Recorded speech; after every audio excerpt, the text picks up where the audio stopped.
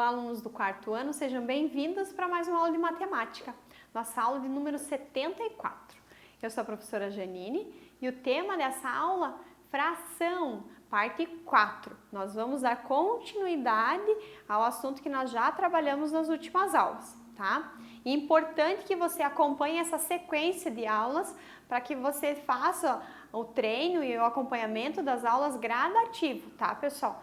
Não tentem ir para a última aula lá sem ver a primeira, por exemplo, porque vai faltar informações para que vocês completem lá essas aulas, certo? Nessa aula nós vamos fazer o quê?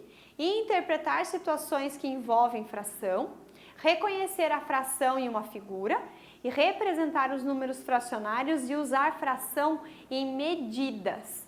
Então vamos lá, vamos ver o que acontece nesta aula então. Relembrando então, quando a gente faz a divisão da nossa fração, ela precisa ter as divisões corretas. Mesmo que você vá trabalhar a divisão de um círculo, de uma circunferência, você precisa tomar cuidado para não fazer essas fatias, umas menores, umas maiores, para não ficar desproporcional, tá? Até quando você vai fazer a leitura dessa figura, pelo desenho e pela parte pintada, você precisa ter ela bem dividida para que não dê a impressão de que é uma parte maior ou menor do que ela mesma representa, tá bom? Então tomem cuidado com isso. Importante que vocês usem sempre régua, tomem cuidado na hora de fazer os desenhos, mesmo a circunferência, usa um compasso ou alguma coisa que vocês podem colocar ali e fazer o círculo do tamanho que vocês querem, mas ele bem delimitado, bem certinho, tá bom? Usem os recursos que vocês têm e caprichem aí, beleza? Para falar sobre fração, nós precisamos fazer a leitura dessa representação da fração. Então, só para reforçar, então, aqui nós temos uma figura inteira, foi dividida em 9 partes. Esse 9 representa o meu denominador, vai ser sempre assim. As partes do total de partes que eu dividi em minha figura, será sempre meu denominador. E a parte pintada aqui, nesse caso, representa 6, o meu numerador, ok? Então vamos lá, nós temos algumas situações tiradas de livros didáticos, então é provável que vocês encontrem no livro de vocês algumas dessas questões.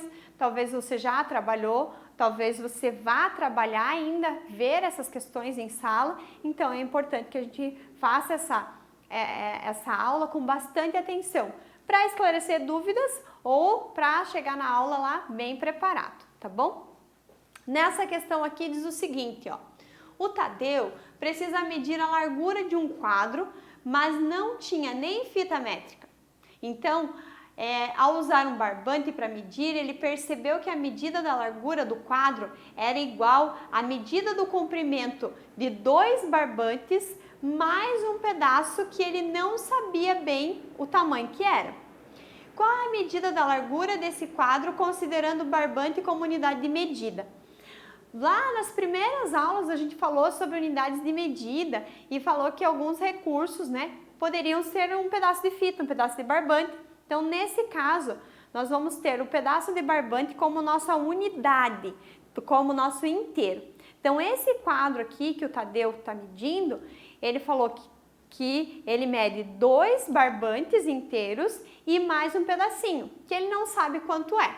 Então, ele veio aqui e colocou um pedaço do barbante aqui, outro aqui, né? Os barbantes mediu 2 vezes e sobrou um pedacinho.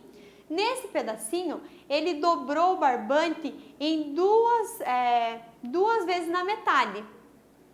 E para conseguir que encaixasse ali. E agora? O que ele conseguiu? Como que a gente representa então esse valor? Então, o Tadeu, ele pegou lá o barbantezinho dele lá, colocou o barbante uma vez, colocou mais uma vez, e daí na última parte, ele precisou dobrar o barbantezinho dele em 4, porque ele dobrou uma vez no meio e de novo. E ele usou uma partezinha só aqui.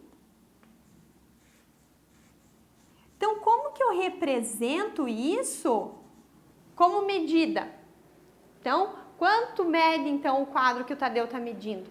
Eu posso dizer que a medida da largura desse quadro, então, é igual a 2 barbantes inteiros mais 1/4.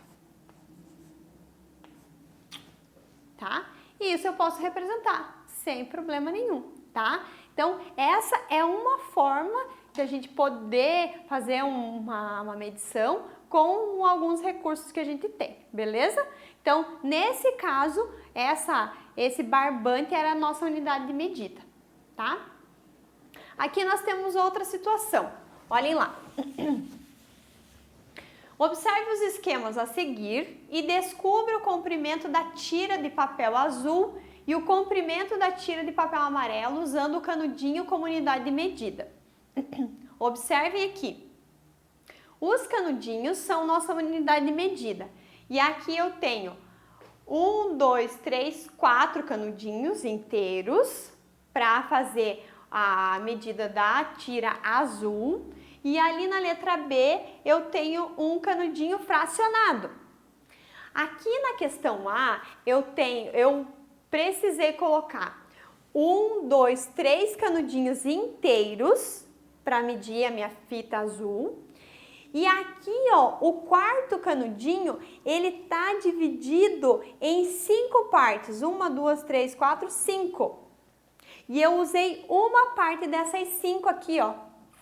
Então, nessa questão aqui, eu usei 3 canudos inteiros e 1/5 do próximo canudinho, tá? Nesse caso da letra B, eu só tenho um canudinho e ele ainda está fracionado. Vamos ver. Aqui ele foi fracionado em 4 partes, ó. 1, 2, 3. Em 3 partes. 1, 2, 3 partes do inteiro. E eu usei aqui, ó, 2 partes. Então, nesse caso aqui, a fita amarela representa 2/3 do canudo, como unidade de medida, é claro, tá? Então, essa observação é bem importante que vocês façam. Quantas unidades inteiras eu usei e a parte fracionada de uma outra. Ou, nesse caso aqui, a parte fracionada da minha unidade de medida, tá bom? E aqui nós temos uma figurinha, né, ali do lado, uma imagem, e diz assim, ó, que o Flávio montou um prédio de brinquedo com 6 peças de madeira de mesmo tamanho. A que fração de medida de altura do prédio corresponde à altura de cada peça? Então vejam aqui, nós temos 6 peças para montar o prédio, né, que ele construiu lá com pecinhas. 1, 2, 3, 4, 5, 6. Então, o meu total de partes do meu inteiro é 6. Então, o meu denominador é 6. E quanto mede, né? Qual que é a fração que representa uma partezinha só? Bem simples. 1/6. Uma dessas só representa uma peça, tá? Então, 1/6. Ah, se eles me perguntassem assim, prof, e o primeiro e o segundo andar mais o térreo corresponde a quantas partes? Observem lá, térreo, primeiro e segundo andar. Eu vou olhar 3 pecinhas, num total de 6. 3/6. E assim eu posso, se tivesse ali os números dos andares, a gente poderia formar outras perguntas e assim a gente demonstrar em forma de fração. Mas para que vocês entendam, então aqui a fração da medida da altura do prédio correspondente à altura de cada peça é 1/6, tá? Vocês viram que aqui são só as representações que nos interessam, pessoal. E aparece canudinho, aparece pecinha, e essas situações ali é bem tranquilo. Só analisa a figura e o que ela representa, ok? E aqui, o Cauê precisou de 1 litro de tinta laranja para pintar a metade do muro representado abaixo. E agora responda. De que fração do litro de tinta o Cauê precisou para pintar a parte azul do muro e para pintar a parte verde? Então, o muro inteiro foi dividido em 3 partes? Não, né, pessoal? Vamos pensar que aqui desse lado ele também dividiu em 2, mas aqui ele pintou toda de laranja, ok? Então, ele dividiu em 4 partes iguais. Mas, prof, tem um lado mais largo, mais estreito, não tem problema, porque a diagonal foi até a diagonal, 2 triângulos do mesmo tamanho, então partes iguais também. Aqui nesse caso, azul, ele usou metade, 1/2 para fazer aqui, e o verde mais meio, né? E quantos litros de tinta ele usou para fazer tudo? Então, ele usou 1 litro para fazer aqui metade, e aqui mais meio para cada. No total, 2 litros de tinta, tá? Como não especificou qual a tinta, no total de tinta, 2 litros de tinta. Beleza? Aqui, vejam o que o menino está dizendo, ó. Um bloco de 100 folhas de papel tem 1 centímetro de espessura, tá? Então, ali dentro daquele centímetro tem 100 folhinhas, né? A questão 1 pergunta, para saber a espessura de apenas uma folha desse papel, teríamos que dividir o centímetro em quantas partes? Em 100 partes, para saber quanto vale uma. E que fração de centímetro representa a espessura de uma folha desse bloco? 1 centésimo, né? 1 sobre 100, que corresponde a uma parte das 100 divididas. Pessoal, espero que vocês tenham gostado dessas aulas. A fração é um conteúdo que precisa de bastante observação, raciocínio, atenção. Então, cuidem com isso na hora de fazer as atividades, mas é bem legal quando você domina e você consegue entender como é que ela funciona, tá bom? E outra que você vai usar para a tua vida inteira é a fração, né, pessoal? Para outras situações e para outras etapas da vida acadêmica, tá bom? Eu fico por aqui, espero vocês para uma próxima aula e desejo bons estudos.